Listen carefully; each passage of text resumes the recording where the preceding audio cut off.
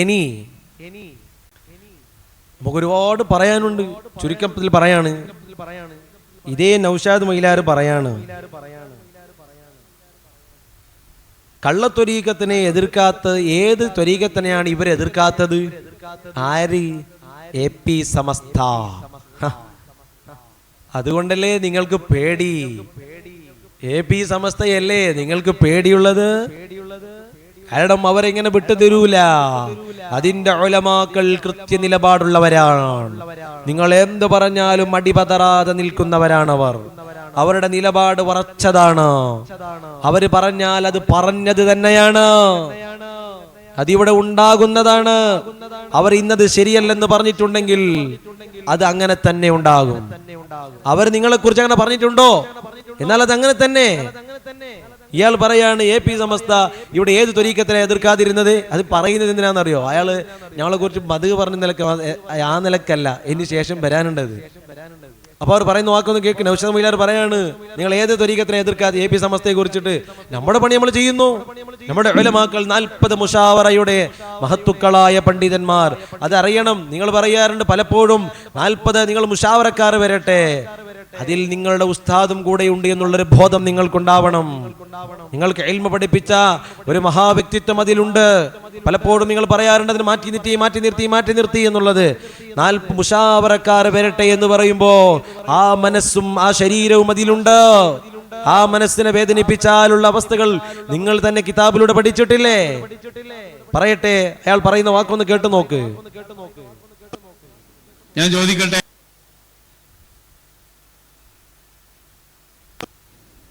ചോദിക്കട്ടെ, AP സമസ്ത 89 മുതൽ ഇവിടെ പ്രവർത്തിച്ചല്ലോ.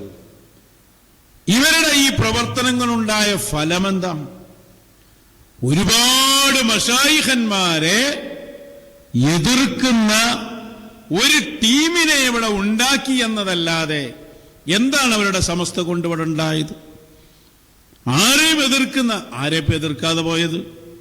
ആരെയാണ് ഇവർ എതിർക്കാത്തത്? ഈ അടുത്ത കാലത്ത് വന്ന എല്ലാ മഹാരഥന്മാരെയും അവർ എതിർത്തിട്ടുണ്ട്. എതിർക്കലാണ് അവരുടെ പണി. എന്തിനാ എതിർത്തത് അതൊന്നും ഓൽക്ക് അറിയില്ല. നമ്മുടെ മശായിഖന്മാരിൽപ്പെട്ട ഉന്നതാധികാരികളായ മശായിഖുമാരെ ഇവർ എത്രയോ മുമ്പ് എതിർത്തിട്ടുണ്ട്. അതൊക്കെ അസ്തമിച്ചു പോയി എന്ന് പറഞ്ഞിട്ടുണ്ട്. ഒന്നുകൂടി കേൾക്കാം. ഞാൻ ചോദിക്കട്ടെ, AP സമസ്ത 89 മുതൽ ഇവിടെ പ്രവർത്തിച്ചല്ലോ. ഇവരുടെ ഈ പ്രവർത്തനങ്ങളുണ്ടായ ഫലമെന്താ?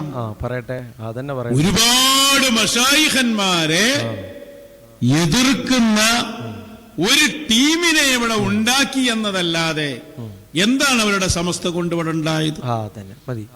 ആരെയും എതിർക്കുന്ന, ആരെയും എതിർക്കാതെ പോയത്? ആരെയാണ് ഇവർ എതിർക്കാത്തത്? ഈ അടുത്ത കാലത്ത് വന്ന എല്ലാ മഹാരഥന്മാരെയും അതന്നെ അടുത്ത കാലത്ത് വന്നവരെന്നാ പറഞ്ഞത്. ശരിയാണല്ലോ. അടുത്ത കാലത്ത് വന്ന ത്വരീഖത്തിന്റെ കഥകളൊക്കെ എന്താ? അത് പറയേണ്ടതുണ്ടോ? അടുത്ത കാലത്ത് വന്ന ത്വരീഖത്തിന്റെ കഥകൾ എന്താണ്? എന്തൊക്കെയാണ് ഓരോ ത്വരീഖത്തിന്റെ അയൽക്കാർ പറഞ്ഞ വാദം എന്താണ്? അത് എതിർക്കാതിരിക്കാൻ പറ്റുമോ? നിങ്ങൾക്കും അറിയില്ല കഥകളൊക്കെ. സ്വഹാബത്തിനെ കുറ്റപ്പെടുത്തിയവർ, അതുപോലെ തന്നെ പരിശുദ്ധ ദീനിന്റെ നിയമങ്ങളെ വ്യതിചലിച്ചവർ, അതുപോലെ തന്നെ ഈ അടുത്തൊരു ടീം ഉണ്ടായിരുന്നല്ലോ, നബി സല്ലല്ലാഹു അലൈഹി വസല്ലം തങ്ങളെ അവതരിപ്പിക്കുന്ന വ്യക്തിയെ പോലെ കാണിക്കുന്നവർ. അതിന്റെ ഒരു വിഭാഗം ആളുകൾ, ഒരു ഭാഗത്ത് ഖുതുബ് സമാൻ എന്ന് പറഞ്ഞ് മറ്റൊരു വിഭാഗം, ഒരു ഭാഗത്ത് എന്തെല്ലാം വേഷധാരികളായി ഒരുപാട് ആളുകളെ അവരുടെ ശരിക്കുള്ള ശരീഅത്തിൽ നിന്ന് വ്യതിരിച്ചു കൊണ്ടുപോകുന്നവർ. ഇങ്ങനെ തുടങ്ങിയിട്ട് എന്തെല്ലാം അപവാദങ്ങളിൽ വന്ന ത്വരീഖത്തുകളുണ്ടോ ആ ത്വരീഖത്ത് മുഴുവനത്തിനെയും AP സമസ്തയുടെ മഹത്തുക്കളായ പണ്ഡിതന്മാർ ചെങ്കുറപ്പോടെ തന്നെ അതിനെ വലിച്ചെറിഞ്ഞിട്ടുണ്ട്. അത് ഈ സമൂഹത്തിന് മുമ്പിൽ അവർ പറഞ്ഞു തന്നിട്ടുമുണ്ട്. അവരെ കൂടണ്ട എന്ന് പറഞ്ഞിട്ടുണ്ട്. അത് നമ്മുടെ സമസ്തയുടെ വലിയ പവറാണ്. അത് നിങ്ങളാണെങ്കിലും നിങ്ങളെയും എതിർക്കണമെന്നുണ്ടെങ്കിൽ നിങ്ങളെയും എതിർക്കുക തന്നെ ചെയ്യും. ഇസ്ലാമിന്റെ ശരീഅത്തനുസരിച്ചിട്ടുള്ള എല്ലാവരെയും ഞങ്ങൾ അംഗീകരിച്ചിട്ടുണ്ട്. അങ്ങനെ ആരെയും എതിർത്തിട്ടില്ല. ശരീഅത്തിനെ വിട്ടിട്ട് ഒരു പുതിയ രൂപത്തിലുള്ള ഒരു അവതാരം വന്നാൽ അവരെങ്ങനെയാണ് അവരെങ്ങനെയാണ് പരിശുദ്ധ ദീൻ അംഗീകരിക്കുക, അവരെങ്ങനെയാണ് പരിശുദ്ധ ദീൻ മനസ്സിലാക്കുക, അവരെങ്ങനെയാണ് പരിശുദ്ധ ദീൻ ഉൾക്കൊള്ളേണ്ടത് എന്ന് നിങ്ങൾ മനസ്സിലാക്കാത്തത് കൊണ്ടാണ് ഈ പിഴവൊക്കെ നിങ്ങൾക്ക് സംഭവിച്ചത്. എന്നാൽ കുറച്ചു കാലം മുമ്പ് നിങ്ങൾ എന്താ പറഞ്ഞത് ഇവിടെ? അത് നിങ്ങളൊന്ന് കേട്ടു നോക്കണം. ഇനി പറയും അത് മുമ്പല്ലേ, മുമ്പറൊന്നും ശരിയല്ല. സുബ്ഹാന ജല്ല, അങ്ങനൊന്നും ഉണ്ടോ? അപ്പൊ നേരത്തെ നോക്കിയ കിതാബൊന്നും അല്ലേ? നേരത്തെ പഠിച്ച ഇൽമൊന്നും അല്ലേ? അപ്പൊ നേരത്തെ പഠിച്ച ഇൽമ് അതിന്റെ ഫലമല്ലേ നിങ്ങൾ ഇന്ന് കിതാബൊക്കെ വായിക്കുന്നത്? അന്ന് പഠിച്ചത് കൊണ്ടല്ലേ നിങ്ങൾ ഇന്ന് അർത്ഥം വെക്കുന്നത്? അന്ന് പഠിച്ചത് കൊണ്ടല്ലേ നിങ്ങൾ ഖുർആൻ ഓതി മനസ്സിലാക്കുന്നത്? അപ്പൊ നേരത്തെ പറഞ്ഞ വാക്കെന്തേ നിങ്ങൾ പിൻവലിക്കുന്നത്? എന്ത് പറയണമെന്നറിയാതെ എന്ത് തോന്നുന്നതൊക്കെ പറയലാ നിങ്ങള്. ഇതാണോ നിങ്ങൾ പഠിച്ചത്? ഇങ്ങനെ ചെയ്യാൻ പാടില്ല നിങ്ങൾക്കറിയില്ലേ? നാളെ നിങ്ങൾ മുമ്പ് എന്താ പറഞ്ഞത് അത് ശരിക്കും കേട്ടോ നോക്ക്. നിങ്ങൾ പറഞ്ഞ വാക്കാണ്. അതേ സമയത്ത് ഇപ്പൊ എന്താ സംഭവിച്ചത് എന്നറിയോ നിങ്ങൾക്ക്? ത്വരീഖത്ത് എന്ന ഈ മഹത്തായ വാക്കിനെ പുച്ഛിക്കുന്നത് തെറ്റാന്ന് ഞാൻ പറഞ്ഞല്ലോ. അതേപോലെ ത്വരീഖത്തിന്റെ പേരിൽ കള്ള ത്വരീഖത്തുകാര് വന്നിട്ട് ഈ സമൂഹത്തെ നശിപ്പിച്ചു. അതാ, ത്വരീഖത്തിന്റെ പേരിൽ കള്ളത്വരീഖത്തുകാർ വന്നിട്ട് ഈ സമൂഹത്തെ നശിപ്പിച്ചു. സുബ്ഹാനല്ലാഹ്. അയാൾ നേരത്തെ പറഞ്ഞത് എന്താണ്? AP സമസ്തക്കാർ ചെയ്ത പണിയെന്നല്ലേ, അവരുടെ പണി ഇതാണെന്നല്ലേ. ഇയാൾ ഇപ്പൊ എന്താ പറഞ്ഞത്? ഇയാൾ ഇന്നായി പറയുന്നത് ആ AP സമസ്തയെ ആ വിഷയം ഈ അടുത്ത് നടന്നതാണ്, ഇത് എത്രയോ മുമ്പ് നടന്നതാണ്. അയാൾ പറയുന്നു ത്വരീഖത്തിന്റെ പേരിൽ കള്ളത്വരീഖത്തുകാർ വന്നിട്ട് ഈ സമൂഹത്തെ മുഴുവൻ നശിപ്പിച്ചു കളഞ്ഞു. അയാൾക്കതിന് ബോധ്യമുണ്ട്. ബോധത്തോടെ കൂടെയല്ലേ നിങ്ങൾ ഈ പണി ചെയ്യുന്നത്? ഇപ്പോൾ നിങ്ങൾക്ക് ആ വിഷയം അറിഞ്ഞുകൊണ്ടല്ലേ നിങ്ങൾ ഈ പണി ചെയ്യുന്നത്? ഉലമാക്കള് ശരിയല്ലെന്ന് പറഞ്ഞിട്ട് പിന്നെന്തിനാണ് നിങ്ങൾ അതിന്റെ പിന്നിൽ പോകുന്നത്? നിങ്ങൾക്ക് തന്നെ ബോധ്യമുണ്ടല്ലോ. ബാക്കി പറയട്ടെ. 90% ത്വരീഖത്തിന്റെ പേരിൽ നടക്കുന്നവരൊക്കെ മുഴുവനും തട്ടിപ്പിന്റെ മേലിലാണ്. അല്ലാഹു അക്ബർ. എത്ര ശതമാനം? ഒന്നുകൂടി വെക്കണം. എത്ര ശതമാനം നശിപ്പിച്ചു? 90% ത്വരീഖത്തിന്റെ പേരിൽ നടക്കുന്നവരൊക്കെ മുഴുവനും തട്ടിപ്പിന്റെ മേലിലാണ്. അതാ 90% ആളുകൾ മാറ്റണ്ട. 90% ആളുകൾ. എത്ര? 90% ത്വരീഖത്തുകാർ എന്താണെന്ന് പറഞ്ഞ അവസാന ഭാഗം. അവസാനം തട്ടിപ്പിന്റെ മേലിലാണ്. ഒന്നുകൂടി കേക്കട്ടെ, ശരിക്കും അയാൾ കേക്കട്ടെ, അയാൾ കേൾക്കണത്. ത്വരീഖത്തിന്റെ പേരിൽ നടക്കുന്നവരൊക്കെ മുഴുവനും തട്ടിപ്പിന്റെ മേലിലാണ്. അല്ലാ, അതാ കണ്ടില്ലേ? 90% ആളുകളും തട്ടിപ്പിന്റെ മേലെയാണ്. അയാൾ എന്നെ പറഞ്ഞു, നേരത്തെ പറഞ്ഞു അയാൾ. എന്നിട്ട് അയാൾ ഇന്ന് പറയുന്നു AP സമസ്തയെ എല്ലാരും എതിർത്തു. നിങ്ങൾ എന്തേ ചിന്തിക്കാതെ പോയത്? നേരത്തെ നടന്ന നിങ്ങൾ വയലൊക്കെ നിങ്ങളൊന്ന് കേൾക്കണ്ടേ? നിങ്ങൾ പ്രസംഗം നിങ്ങൾ അറിയണ്ടേ? സുബ്ഹാനല്ലാഹ്. പറഞ്ഞ വിഷയം ശരിയാണ്. പക്ഷെ ഇന്നയാൾ പറയുന്നു എതിർക്കുന്നതൊക്കെ ഏപ്പിക്കാരാണ് എന്നാണ്. ഉലമാടോ അത്? ഉലമാക്കൾ പറയുന്നത് അവരാണ്. കിട്ടിയവരൊക്കെ പിന്നെ ഷെയ്ഖാക്കി വലിയാക്കി നടക്കാനുള്ളതല്ല ദീൻ. ദീനിനൊക്കെ ഒരു നിലപാടുണ്ട്, ശരീഅത്തുണ്ട്, ഇവിടെ ഫിഖ്ഹുണ്ട്. ഇവിടെ അത് പഠിക്കണം ആദ്യം. എന്തൊക്കെയാ നിങ്ങൾ പറഞ്ഞത്? നിങ്ങൾ എന്തൊക്കെയാ നിങ്ങൾ പറഞ്ഞത്? അതൊക്കെ നമുക്ക് ഓർമ്മയുണ്ട്, കയ്യിലുമുണ്ട്. ഇൻഷാ അവസ്ഥരോചിതമായി നിങ്ങൾ മുമ്പിൽ അത് കൊണ്ടുവരും. നിങ്ങൾ എന്താ പറഞ്ഞത്? ഉലമാക്കളെ, ഇവിടത്തെ ഔലിയാക്കളെ കുറിച്ച് നിങ്ങൾ കട്ട് വായിച്ചെന്തെല്ലാം പറഞ്ഞില്ലേ? നോമ്പുകാരത്തെ വിഷയത്തെ കുറിച്ച് നിങ്ങൾ എന്താ പറഞ്ഞത്? നിസ്കാരത്തെ കുറിച്ച് നിങ്ങൾ എന്താ പറഞ്ഞത്? ഇവിടുത്തെ ഔലിയാക്കളെ പോലും നിങ്ങൾ സമൂഹത്തിന് മുമ്പിൽ തെറ്റിദ്ധരിപ്പിച്ചുകൊണ്ട് നിങ്ങളുടെ വാദത്തെ ശരിയാക്കാൻ വേണ്ടി എന്തെല്ലാമാണ് ഇവിടെ പറഞ്ഞത്? ഇബ്നു ഹജർ റളിയല്ലാഹു അൻഹുവിനെ പോലും നിങ്ങൾ വഴിയിലേക്ക് നിങ്ങൾ കൊണ്ടുവന്നില്ലേ? അവരുടെ മഹത്വത്തെ നിങ്ങൾ താഴ്ത്താൻ നോക്കിയില്ലേ? നിങ്ങൾ വിചാരിച്ചു അവരെ വിഷയം പറഞ്ഞാൽ ഞങ്ങൾ വലുതായി പോകുമെന്നുള്ളത്. ഇവിടെ കിതാബ് ഓതാത്തവരാണോ, കിതാബ് കാണാത്തവരാണോ ഇവിടുത്തെ ഉലമാക്കൾ? നിങ്ങളായതുകൊണ്ട് മാത്രമല്ല, നിങ്ങളെ പോലത്തെ ആര് വന്നാലും ഏത് ആവശ്യമില്ലാത്ത വിഷയങ്ങൾ ചെയ്താലും ശരീഅത്തുൽ ഇസ്ലാമിനെതിരാണോ അത് ഇവിടെ ഉലമാക്കൾ പറയുക തന്നെ ചെയ്യും. നിങ്ങളാണെന്ന വ്യക്തി നോക്കിയിട്ടല്ല, പരിശുദ്ധ ദീൻ നോക്കിയിട്ടാണ്, ഫിഖ് നോക്കിയിട്ടാണ്. അള്ളാഹു നമ്മുടെ ഉലമായിന് വലിയ ശക്തി പകരട്ടെ. പിന്നെ ആരെ കൂടെയാണ് നിൽക്കേണ്ടത്? ഇതേ നൗഷാദ് മൊയ്ലാർ മുമ്പ് പറഞ്ഞ വാക്കാ പറയുന്നത്. പിന്നെ ആരെ കൂടെയാണ് നിൽക്കേണ്ടത്? പറയട്ടെ അയാൾ. ആരെ കൂടെയാ നിൽക്കേണ്ടത്? അതുകൊണ്ട് അവസാനത്തെ ഉപദേശം എന്താ? അവസാനത്തെ ഉപദേശം അയാൾ പറയാണ്. അവസാനത്തെ ഉപദേശം അയാൾ നിങ്ങൾക്ക് പറഞ്ഞു തരാണ്. അന്ന് ഇന്നത് പറയാൻ അയാൾക്ക് നാവില്ല. പറയട്ടെ, എന്താ പറഞ്ഞത്?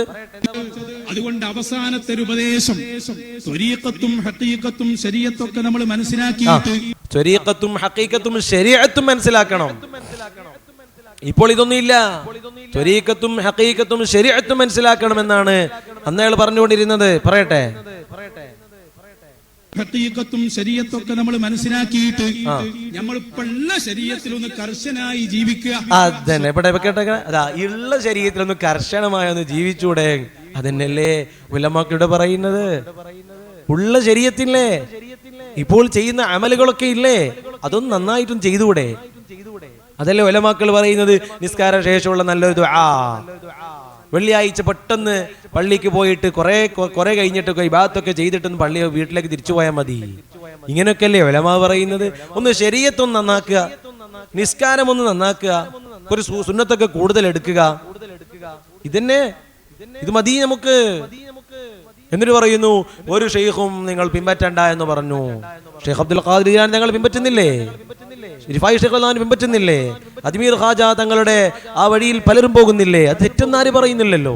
പക്ഷെ ഒരു കൂടുതൽ അധിക പ്രസംഗം എന്ന് പറയുന്നത് പോലെ കൂടുതലായിട്ട് കൂടുതലായിട്ടുള്ള ജൽപ്പനങ്ങൾ, അതാണ് ഉലമായിനെ ഇവിടെ സഹിക്കാൻ പറ്റുക. എന്തിനാണ് അങ്ങനെ ചെയ്യുന്നത് നിങ്ങൾ? ഇയാൾ തന്നെ പറയുന്ന വാക്കണ്ടല്ലേ, ശരീഅത്തിനൊന്ന് നന്നാക്കുക. ഒന്നുകൊണ്ട് വെക്കത് ശരീഅത്ത് നന്നാക്കുന്ന അവിടെ നമ്മളിപ്പുള്ള ശരീരത്തിലൊന്ന് കർശനായി ജീവിക്കുക.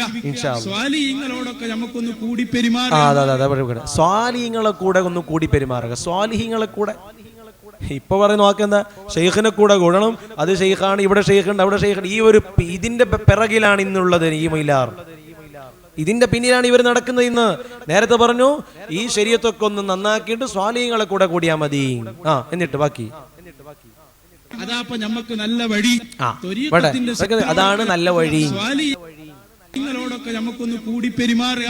അതാപ്പ നമുക്ക് നല്ല വഴി. അതന്നെ ത്വരീഖത്തിന്റെ ശൈഖിനെ നോക്കി നിങ്ങൾ പോകുമ്പോൾ ത്വരീഖത്തിന്റെ ഇനി പറയണേള് ത്വരീഖത്തിന്റെ ആളുകളെ നോക്കി പോയാൽ നിങ്ങൾക്ക് അതേ പണി ഉണ്ടാവുള്ളൂ, എവിടെയും കിട്ടാനൊന്നുമില്ല.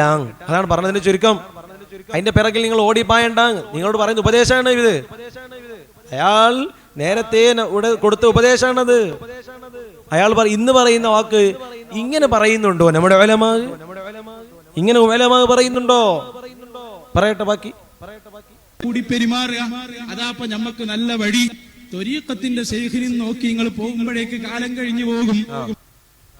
ഇമാം ശഅറാനി തങ്ങൾ പറഞ്ഞത് അവരുടെ കാലത്ത് തന്നെ പ്രയാസമായിരുന്നു അങ്ങനെ ഒരാളെ കണ്ടെത്താൻ.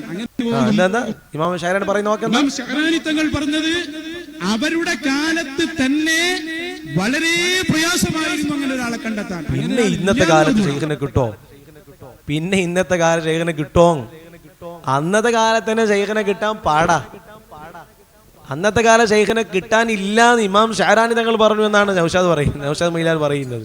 നമുക്കൊരു മര്യാദ ഉണ്ടല്ലോ പറയുന്നത്. പിന്നെ ഇന്ന് കിട്ടോ മൈലാരെ? ഇല്ല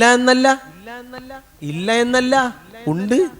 പക്ഷെ കിട്ടാൻ പാടാണ്. ഇവർക്ക് കിട്ടിയെന്ന് തോന്നുന്നു. അതായിരിക്കും ഇവർ പറയുന്നത്. സുബ്ഹാനല്ലാഹ്. ബാക്കി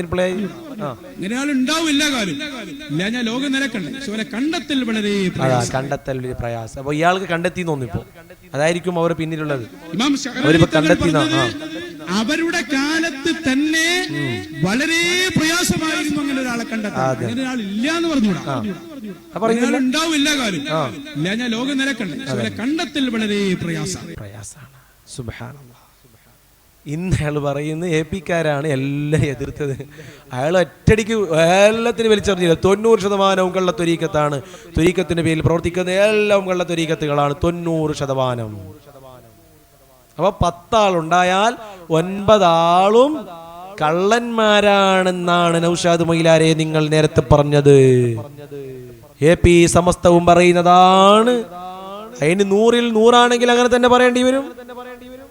തെറ്റിലേക്ക് പോയാൽ അത് ആരായാലും യവനായാലും എപ്പോഴായാലും ഏത് വ്യക്തിയായാലും തെറ്റ് ചെയ്യുന്നവനാണോ അവൻ ത്വരീഖത്തിൽ എന്തെങ്കിലും ശരീഅത്തിനെതിരെ അവന്റെ കയ്യിലുണ്ടോ എന്നാൽ അതിനെ എതിർക്കപ്പെടുക തന്നെ ചെയ്യണം.